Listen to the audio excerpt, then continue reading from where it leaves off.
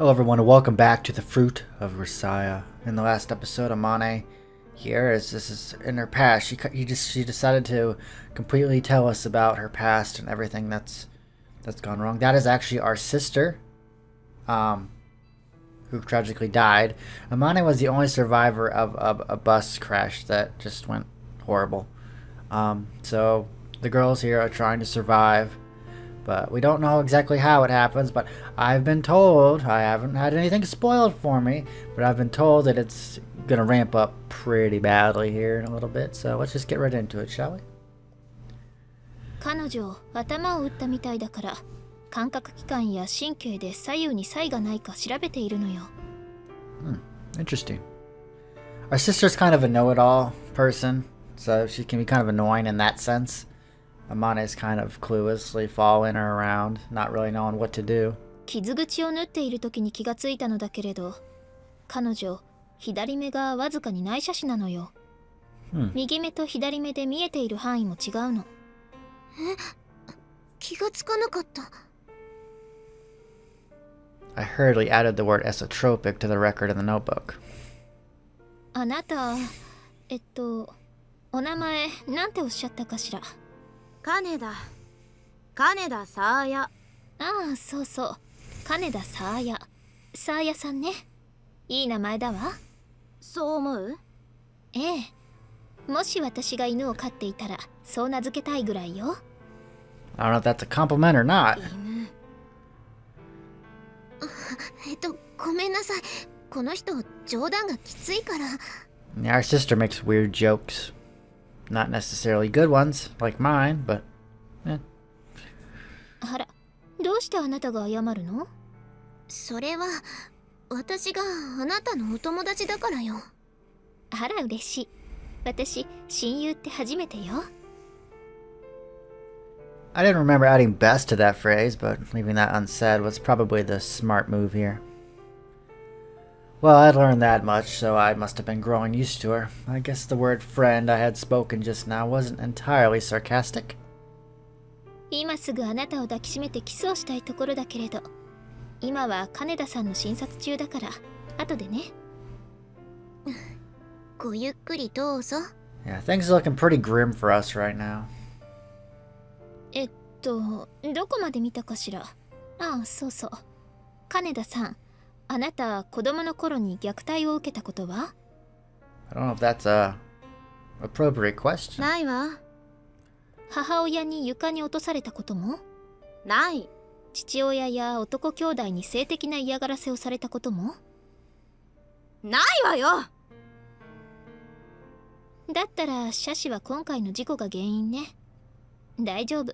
治るらしいから。はい、次の方。Kazuki continued her examinations along these lines, eventually working her way through all the girls, even those with no apparent injury. 今の子で最後ね。軽い打ち身で内出血してる子もいたけど、ほとんどが軽傷ね。一番の重傷は、やっぱり広岡さんね。左肩への脛骨と腓骨が切損。右足は大腿骨の遠位骨が複合骨折。両方とも閉鎖骨折だから細菌感染の心配はないし、一応骨は固定してみたけど、病院に連れて行かないとダメね。あとは桜井さんのお腹も。ああ、傷口が大きいから重傷に見えるけど、内臓には届いていないし、縫合は済ませたから大丈夫よ。ただ、感染症が心配ね。できれば病院で抗生物質を投与した方がいいわ。とりあえずやれるだけのことはやったと部長に報告しておいて。私が報告するの？当たり前でしょ。そのためにあなたをお医者さんごっこに付き合わせたのだから。同じ言葉で状況を説明しても誰の口から出たかで印象は変わるでしょ。きっと私の報告なんか信じないわよ、あの部長。Well, the last thing we needed was Kazuki's harsh tongue setting off a fight. 部長には、先生には部長から説明してくださいって言っておいて。その程度の手柄は与えておかないと、拗ねられても面倒なだけだし。またそうやって余計なことを言う。これでも随分と遠慮しているつもりなのだけれど。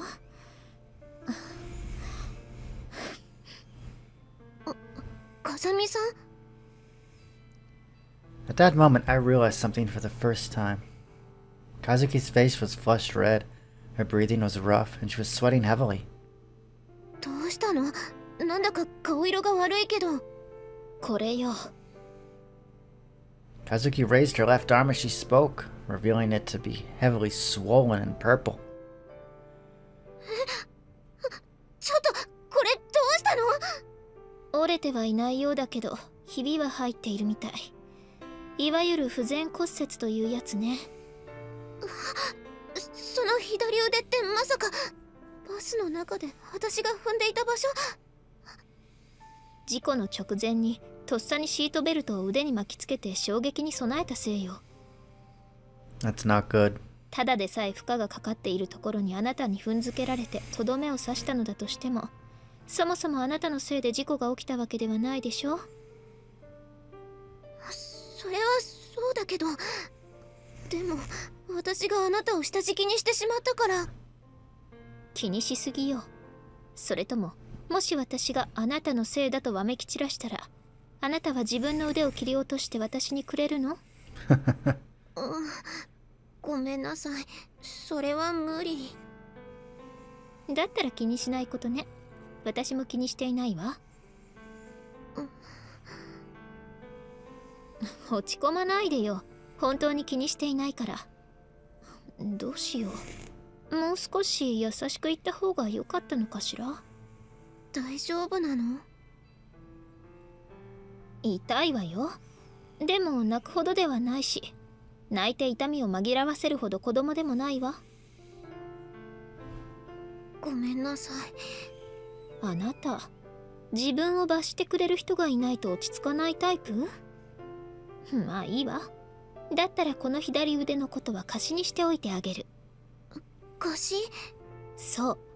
叱る時に望まれれば、あなたは私の命令を拒否できない。それで許してあげる。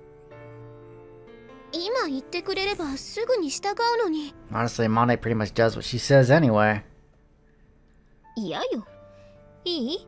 貸しっていうのはね、返してもらわない方が大きな利益を生むのよ。心配しないでいいのよ。私も別にお友達から高い利子を巻き上げようとは思わないから。Kazuki's expression as she spoke those words was an artificially perfect smile, suggesting a kind of maturity well beyond her years. As I watched her face, I felt sticky sweat seeping out of the back of my head. Did I really just put myself at the mercy of a person like this? Our basketball team's advisor, Mr. Ochi Yoshiko, regained consciousness 30 minutes later. After hearing a brief summary of the situation from Captain Sakashida, Mr. Ochi called for all the surviving students and had us sit on the ground together. そもそも事故の原因は何だったのですか? Just as if we were still in the classroom, Captain Sakashida raised her right hand as she spoke. At her nearly accusatory tone, our young teacher and the driver of the bus wrinkled his face into something very close to a scowl. わからん。急にハンドルが取られて、慌ててブレーキをかけたが止まりきれずにそのまま崖下に転落した。 I know おそらくはパンクだろう。 Notice Kazuki's got a little sling there for her arm. では、パンクの原因は何ですか? 俺が知るわけないだろう。俺は今目が覚めたばかりなんだぞ。 You should probably not yell. 大きな声を出さないでください。みんな不安なんです。先生がそんなことでは。わかっている。 A worthless argument along these lines continued for a good 10 minutes. The situation being what it was, nobody tried to butt in or calm things down. We all sat there and waited for things to run their course. Watching our teacher and Captain bellowing at each other meaninglessly, a few girls began to cry from sheer anxiety. The captain seized on that fact as a new line of attack. In that place, filled with gloom and dominated by angry voices, Kazuki smiled brightly, drew her face close, and began to whisper in my ear. やあね。どんな時でも自分以外の責任が確立しないと落ち着かないのかしら。今は原因や責任の所在より話し合うべき重要なことがもっとたくさんあると思わない？ True enough, but I couldn't understand what she expected to accomplish by murmuring this to me. It wasn't like I had the ability to redirect the discussion. Complaining wasn't going to get us anywhere. If anything, there was a good chance this might make the situation even worse. そこ、こそこそと何を話しているの？ See, I told you so. When you get spotted griping in the shadows, of course you're going to get told off. えっと As I hesitated, searching for some kind of excuse, Kazuki abruptly raised her right hand and asked for permission to speak. パンクの原因ですが、おそらくは廃材を積んだトラックの荷台から何か鋭利な金属片のようなものが落ちて、それを私たちのマイクロバスの前輪が踏んだのだと思います。根拠はあるの？バスのタイヤを見てください。As directed by Kazuki's words, everyone present turned to look at the tires of the overturned bus. The front wheel on the right side was neatly torn around its circumference, cracked into two vertical halves. そう。例えば尖った金属の板のようなものを踏んでしまい、そのまま車体のどこかに引っかかって回転するタイヤを連続で傷つけ続けた結果、最後にタイヤが破裂したのではないかと。Watching Kazuki explain her theory with words and gestures, the majority of us felt the pieces falling into place. It made sense. 今時の車のタイヤは釘を踏んだ程度なら一瞬で空気が抜けてしまうことはないそうですが、金属片でタイヤを裂かれてしまえばどうしようもないわ。また、そんなものを踏んづけた先生が悪いわけでもない。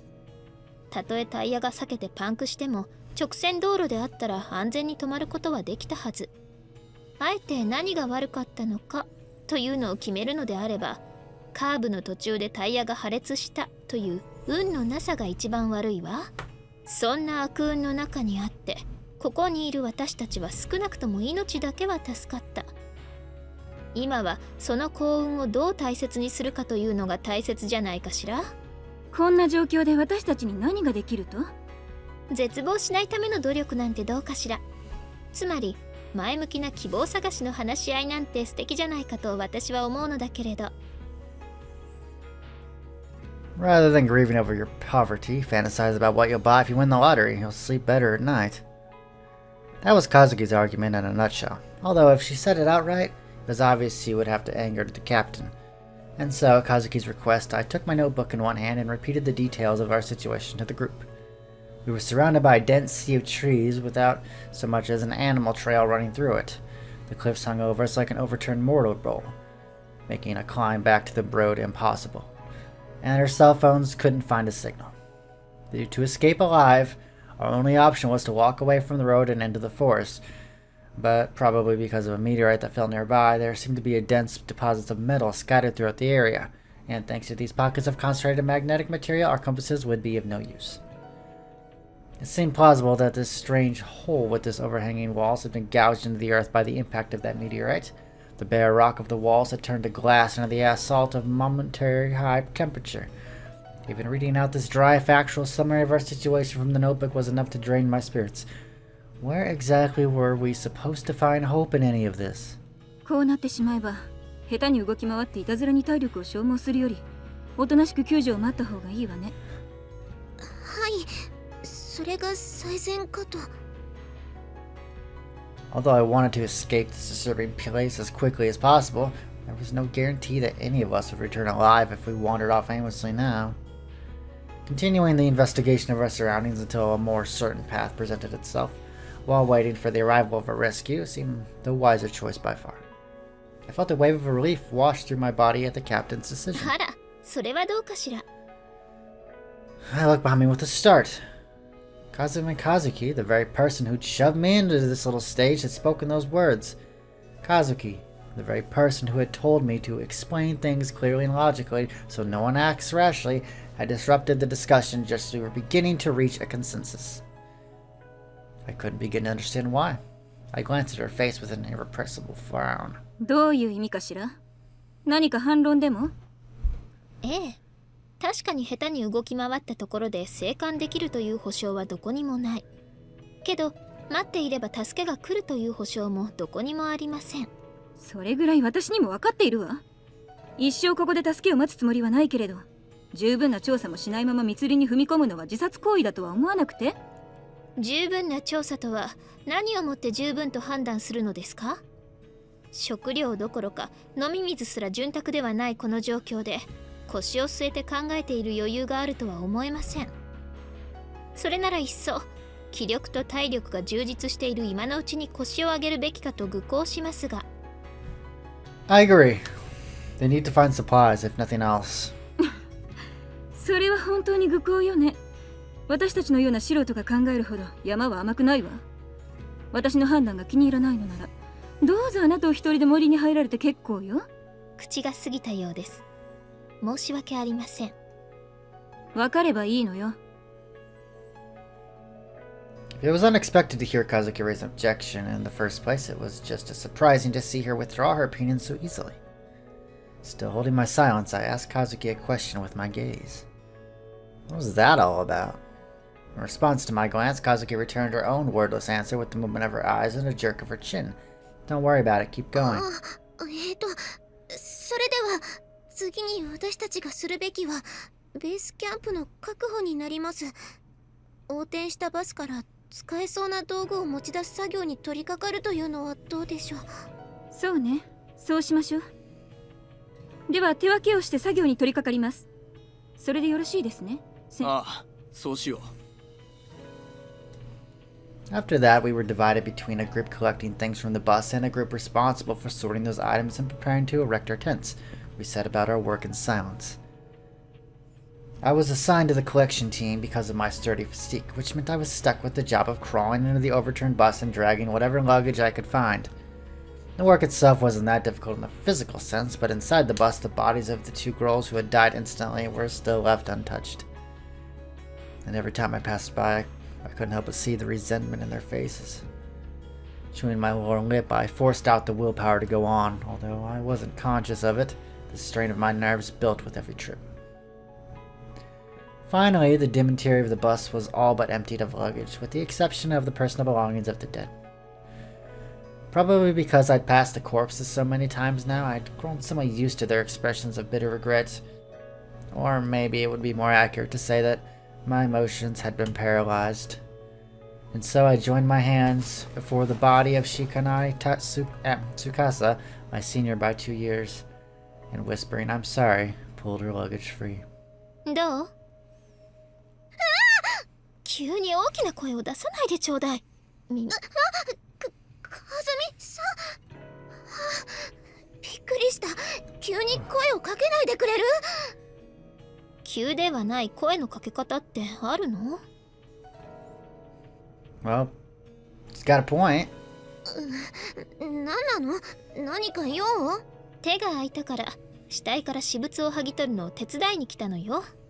その言い方はどうだろう？どうせ聞こえちゃいないわよ。It's not the point. It's the principle. As she spoke, Kazuki gently closed Shikana Senpai's eyelids. もう一体は？あっち2年の小沢先輩。小沢？ああ、自己管理のできていない体型をした人ね。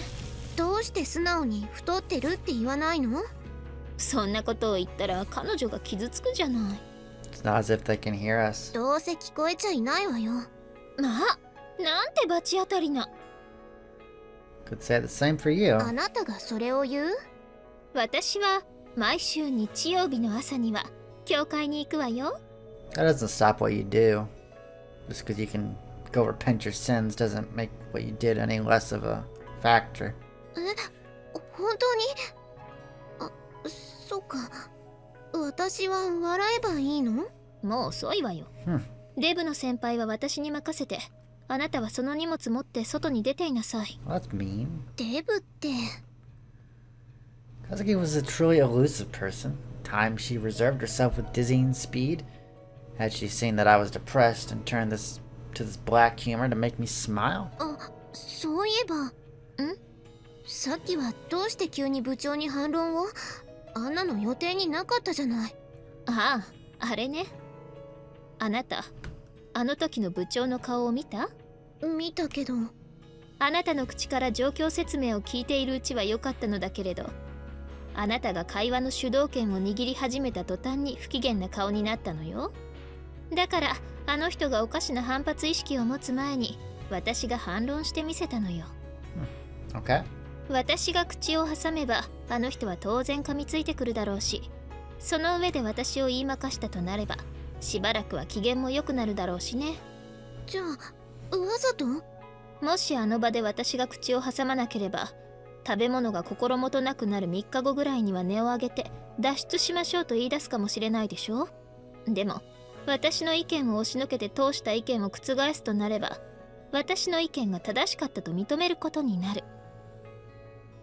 The captain's obstinacy towards Kazuki had become a powerful reason for her to keep us where we were.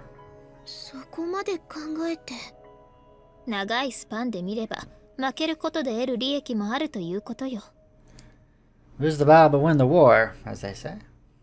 こんな状況では一瞬先の自分すら想像できないかもしれないけれど、10日後の自分を想像して行動しなさい。私、あなたのそばにいると息が詰まりそうだわ。そう？でも短くもたった一度の人生よ。一人ぐらい天才と知り合いになっておくのも悪くないわよ。天才か。っていうか、自分で自分を天才って言っちゃうんだ。人に言われると腹が立つけどね。あなただって人にバカだと言われれば腹は立つのに、自分のことを私バカだからと言って相手を油断させるでしょ。 Did you just call us an idiot? 実際バカだもの。あら、あなたはバカじゃないわよ。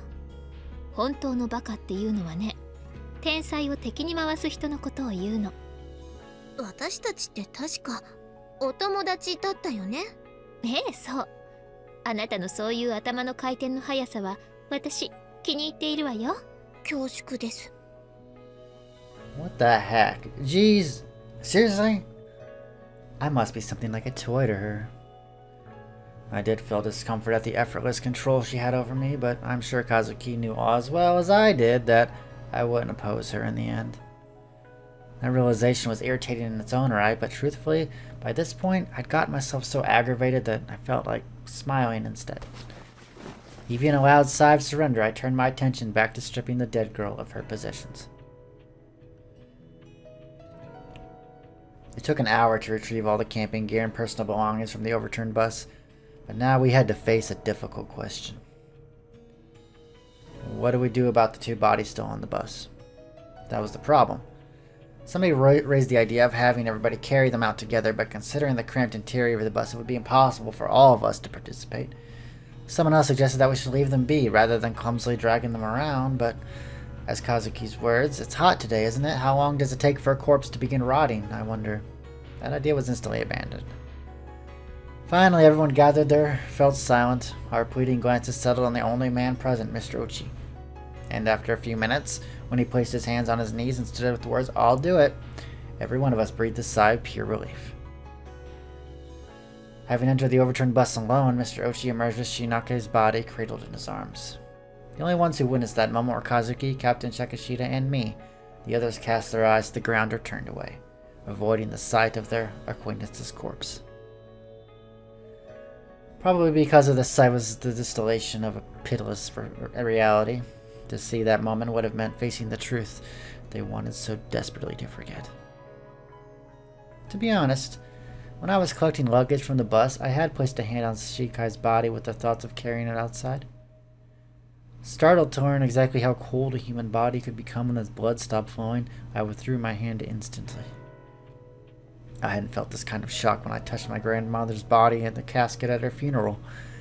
Grandma's death, which I'd known would come eventually, wasn't nearly that cold to the touch. Touching this girl's death, a death I couldn't view with composure or resignation, turned my spine to ice. I didn't ever want to feel that way again, ever again. Watching the removal of the bodies in solemn silence, I reflexively brought my hands together and began to pray for the dead. From behind my back, I could hear whispering voices. The body, what do we do with it now? Bury it somewhere, I guess? Can we just do that? When we're rescued, won't our family be mad? We can't assume help will arrive right away. We can't just leave it like this. It's summer after all. Apparently, sensing our anxiety, Mr. Ochi decided to bury the 3 bodies some ways away. And at the very least, it wouldn't do to leave them where we could see them. Practically speaking, if we'd watched those corpses rot before our eyes, we would have put our mental health at risk. In a situation like this one, panic is the greatest enemy. For the same reason, we decided it would be best if none of us acted alone. We paired off into units of 2. To put things nicely, the idea was to establish a dynamic of mutual support. But when you got to the heart of the matter, we were supposed to watch each other like hawks for signs of abnormal behavior. If one member of the pair caused a problem, both would be held responsible. Well, I'd been 80% sure it would turn out this way from the moment I heard about the rule. Kazami Kazuki named me her partner. The look on her face saying it was the most natural thing in the world. というわけだから、これからもよろしくね。As she spoke, Kazuki moved to show me her left arm, now wrapped in a sling. Her meaning was clear enough. My arm was disabled thanks to you, so it's only natural that you pick up the slack for me, right? I didn't have any objection to acting as a unit with Kazuki. Judging from her words and actions so far, she was intelligent and knowledgeable. If I followed her lead, things shouldn't go wrong. Even so, I couldn't quite repress my feelings. Something like dissatisfaction or maybe confusion? Above all, I was tired of dancing so obediently on her strings. いじめ目的以外で私を選んだ理由があるのなら聞かせてもらえないかな。いじめるために選んだのよ。文句があるなら聞いてあげる。対処はしないけれど。それって言うだけ無駄じゃない。ストレスは減るわよ。長生きしようと思ったら溜め込まない方がいいわ。特に今のような状況ではね。ああ、そう。他に何か質問は？私をいじめて楽しい？不思議。どうして聞きたくもない答えを聞きたがるのかしら。はっきりと言葉にしないと興奮しないタイプ？言いにくいから遠回しに言うけど、あなた神聖の魔女よ。聞くんじゃなかったわ。大丈夫。私は神聖のサディストだから、きっとうまくいくわ、私たち。With those words, Kazuki held out her uninjured right arm toward me. Unable to immediately understand the meaning of her gesture, I stared blankly back into her face. あなたも手を出してくれないと、私一人では握手はできないわ。あ、そうか、握手ね。風見さんに握手なんて一般的な概念があったことに驚きだわ。私のことは和樹さんでいいわ。あなたのことはあまねちゃんでいいかしら。うん。それじゃ改めてよろしくね、あまねちゃん。こちらこそよろしく、和樹ちゃん。I gripped Kazuki's outstretched hand with as much force as I could muster. Her hand was so small, I felt like I could quite literally crush it if I squeezed hard enough. And yet even then, when all I could do was see ahead of us was uncertainty and danger, I had the feeling that small hand would save me.